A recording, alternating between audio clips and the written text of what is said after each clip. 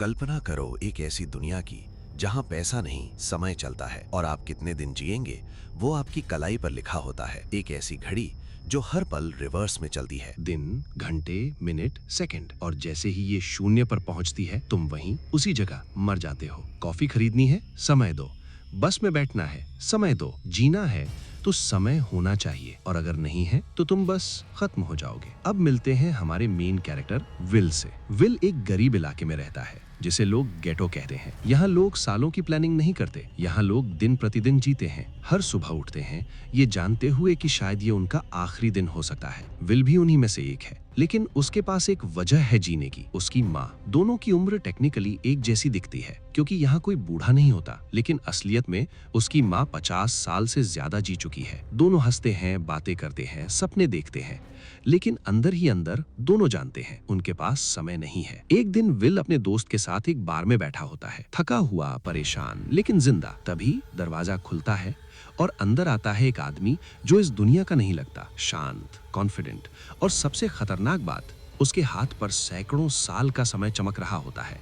पूरा बार एकदम शांत हो जाता है क्योंकि गेटो में कोई भी इंसान इतना समय लेकर नहीं घूमता। और जैसे ही ये होता है कुछ खतरनाक लोग उसे घेर लेते हैं। ये लोग मिनट मैन हैं जो दूसरों का समय छीन कर जिंदा रहते हैं। उनकी नजर उस आदमी पर है और अगला शिकार वही है। विल ये सब देख रहा होता है और यहाँ वो एक फैसला लेता है। भाग सकता था लेकिन रुकता है। वो उस अजनबी को बचाता है और दोनों भागकर एक सुनसान फैक्ट्री में छिप जाते हैं। अब पहली बार सच्चाई सामने आती है। वो आदमी बताता है वो 100 साल से ज्यादा जी चुका है और अब वो जीना नहीं चाहता। क्यों? क्योंकि इस दुनिया में समय की कमी झूठ है। असल में समय बहुत है, लेकिन उसे कंट्रोल किया जाता है। अमीर लोग सिस्टम को ऐसे चलाते हैं कि गरीब हमेशा गरीब रहें और धीरे धीरे मरते रहें ताकि जनसंख्या कंट्रोल में रहे और अमीर हमेशा अमीर रहे। विल ये सुनकर चौंक जाता है, लेकिन वो अभी भी पूरी सच्चाई समझ नहीं पाया है। और तभी वो आदमी कुछ ऐसा कहता है जो विल की जिंदगी हमेशा के लिए बदल देता है। तुम्हें जीने का मौका मिलना चाहिए। अगली सुबह विल की आंख खुलती है और जैसे ही वो अपने हाथ को देखता है उसकी सांस रुक जाती है क्योंकि उसके पास अब 100 साल का समय है। इतना समय जो उसने कभी सपने में भी नहीं सोचा था। लेकिन खुशी का ये पल ज्यादा देर टिकता नहीं क्योंकि कुछ दूरी पर वही आदमी मरा हुआ पड़ा होता है और ठीक उसी समय दूर खड़ा एक टाइम कीपर सब कुछ देख रहा होता है। अब कहानी पलट चुकी है। अब विल गरीब नहीं रहा, अब वो टारगेट बन चुका है क्योंकि सिस्टम के हिसाब से उसने एक अमीर आदमी का समय चुरा लिया है। लेकिन असली ट्रेजेडी अभी बाकी है। विल सोचता है अब वो अपनी माँ को बेहतर जिंदगी देगा, अब वो उन्हें इस नरक से बाहर ले जाएगा, अब सब ठीक हो जाएगा। लेकिन जिंदगी इतनी आसान नहीं होती क्योंकि उसी दिन एक छोटा सा फैसला, एक छोटी सी देरी सब कुछ खत्म कर देने वाली है। विल की माँ बस पकड़ नहीं पाती क्योंकि उसके पास किराया देने के लिए समय नहीं होता और वो दौड़ना शुरू करती है। हर सेकंड के साथ उसका समय खत्म होता जाता है। विल भी दौड़ रहा होता है उसे बचाने के लिए। पहली बार उसके पास काफी समय है, लेकिन क्या वो समय पर पहुंच पाएगा या फिर जिंदगी उसे सबसे क्रूर सबक सिखाने वाली है कि कभी-कभी बहुत सारा समय होने के बावजूद तुम सबसे जरूरी पल खो देते हो। वो दौड़ रहा है पूरी ताकत से। विल चिल्लाता है, रुको, मैं आ रहा हूं। वो अपना हाथ आगे बढ़ाता है, बस एक ट्रांसफर, एक सेकंड का स्पर्श और सब ठीक हो जाएगा। लेकिन जैसे ही वो उसके पास पहुंचता है उसकी माँ उसके सामने गिर जाती है। उसकी आंखों के सामने उसका समय शून्य हो जाता है और वो वहीं उसकी बाहों में मर जाती है। उस पल सब कुछ रुक जाता है। आवाजें गायब, लोग गायब, दुनिया गायब। सिर्फ एक सच्चाई बचती है, विल अब अकेला है। लेकिन दुख मनाने का भी समय नहीं है क्योंकि उसी पल टाइम कीपर्स वहां पहुंच जाते हैं। उनके लिए एक साफ केस है। एक गरीब लड़का अचानक 100 साल का मालिक बन गया और एक अमीर आदमी मर गया। उनके लिए विल इक्वल्स हत्यारा। वो फैसला करता है अब वो गेटो में नहीं रहेगा, अब वो उस दुनिया में जाएगा जहां समय खत्म नहीं होता, जहां लोग सदियों तक जीते हैं। लेकिन वहां पहुंचना आसान नहीं है। हर बॉर्डर, हर चेक पॉइंट समय मांगता है और हर बार विल अपनी जिंदगी का एक हिस्सा देकर आगे बढ़ता है। दिनों की यात्रा, सालों की कीमत और आखिरकार वो पहुंचता है न्यू ग्रेनिच, अमीरों की दुनिया। और यहाँ सब कुछ अलग है। लोग भागते नहीं क्योंकि उन्हें जल्दी नहीं है, लोग डरते नहीं क्योंकि उनके पास मरने का खतरा नहीं है। यहां लोग जीते नहीं, बस मौजूद रहते हैं। विल इस दुनिया को देखता है और उसे वो आदमी याद आता है जिसने कहा था, यहां कोई नहीं मरता ताकि कहीं और लोग मरते रहें। अब विल समझ चुका है, उसकी मां की मौत कोई हादसा नहीं थी, वो सिस्टम का हिस्सा थी। और उसी पल वो एक फैसला लेता है, वो इस दुनिया को अंदर से तोड़ेगा।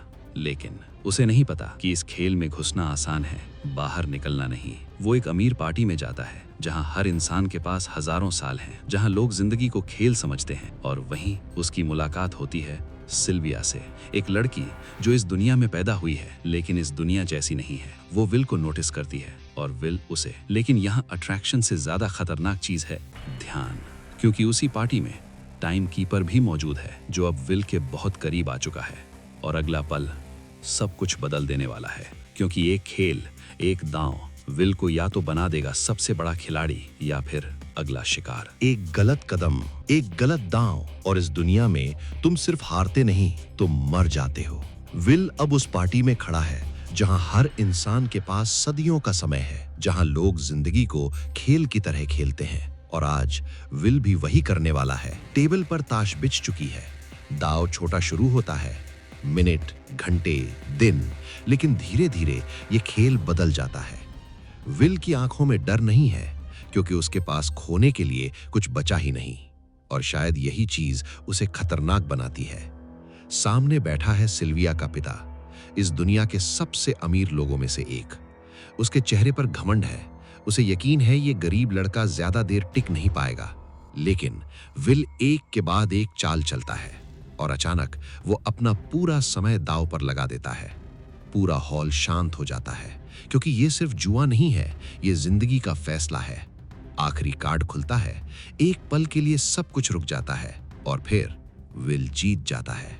एक सेकंड पहले तक वो मरने वाला था और अब उसके पास इतना समय है कि वो अमीरों की दुनिया में खड़ा रह सके। लेकिन यहीं से असली खतरा शुरू होता है, क्योंकि टाइम कीपर जो पहले से उस पर नजर रखे हुए था, अब पूरी तरह यकीन कर चुका है विल कुछ बड़ा खेल रहा है। और बिना देर किए वो विल को पकड़ लेता है। उस पर आरोप लगता है हत्या का, और सजा उसका सारा समय छीन लेना। एक झटके में विल के पास बचता है सिर्फ कुछ घंटे। अब वो फिर से वही बन चुका है, एक गरीब जो किसी भी पल मर सकता है।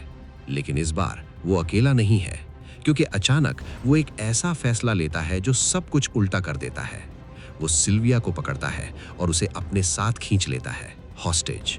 पूरा माहौल केओस में बदल जाता है।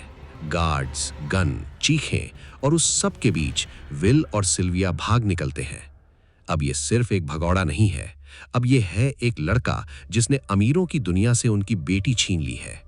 कार दौड़ रही है, पीछे पुलिस, टाइम कीपर्स और आगे अनजाना रास्ता। सिल्विया गुस्से में है, डरी हुई है, लेकिन अंदर कहीं वो पहली बार जिंदा महसूस कर रही है। और तभी एक नया खतरा सामने आता है।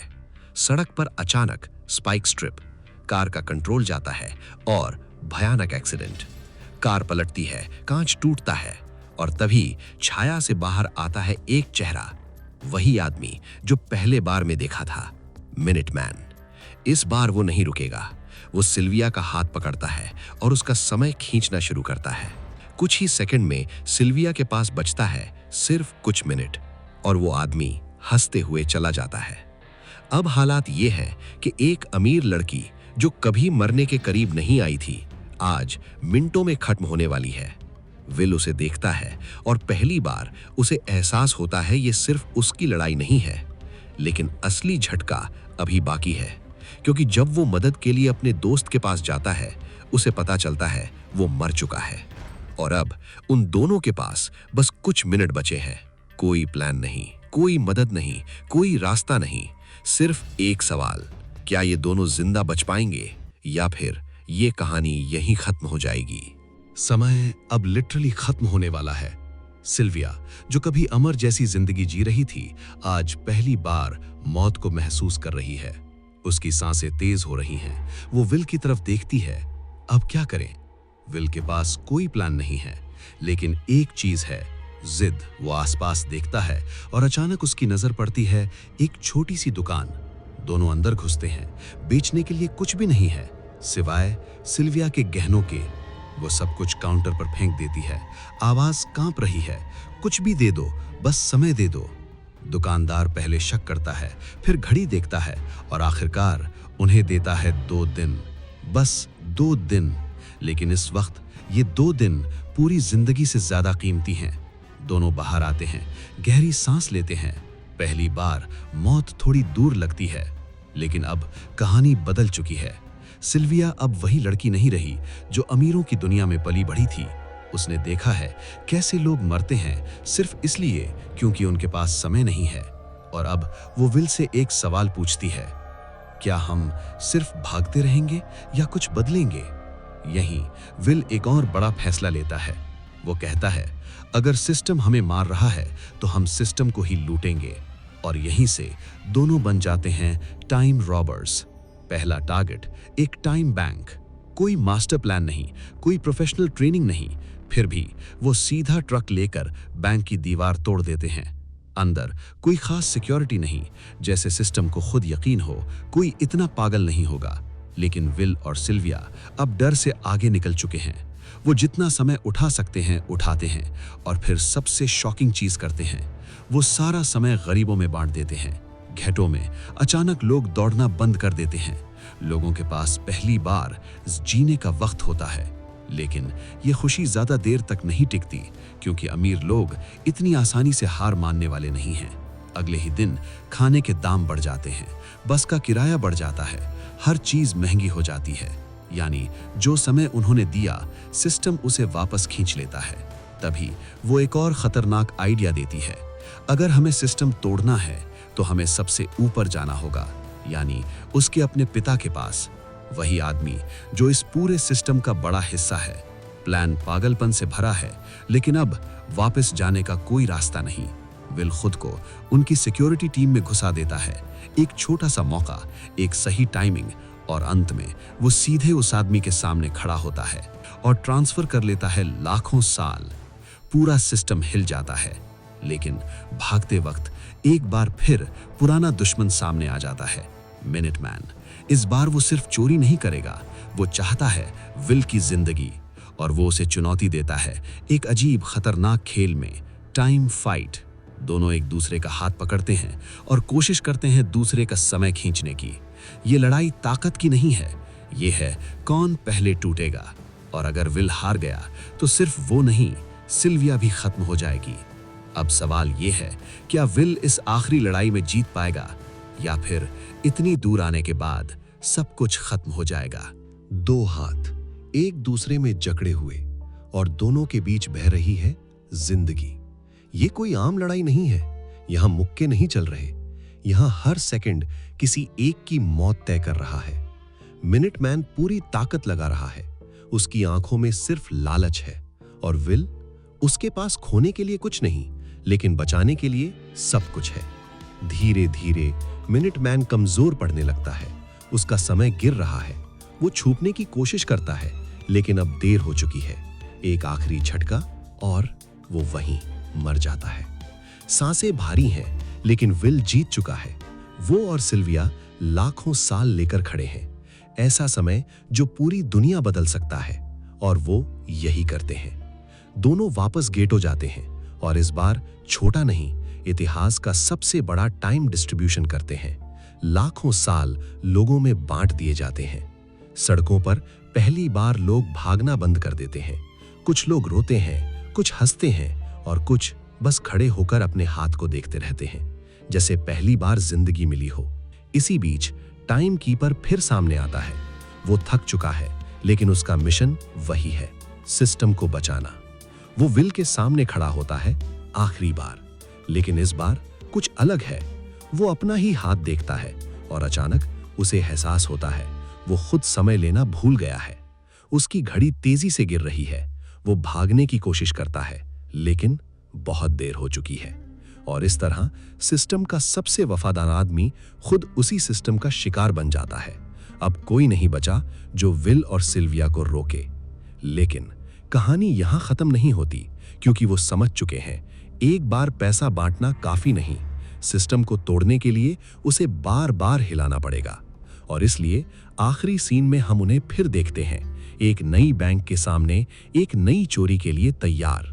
अब ये सिर्फ दो लोग नहीं हैं, ये एक आंदोलन है और कहानी यहीं खत्म होती है।